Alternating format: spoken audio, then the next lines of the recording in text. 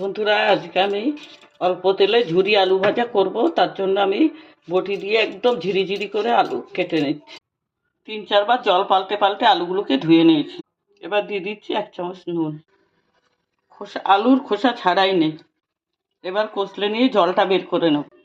এই যে এতটা তেল দিয়েছি। তেলটাকে একদম ধোঁয়া ওটা গরম করে নিয়েছি।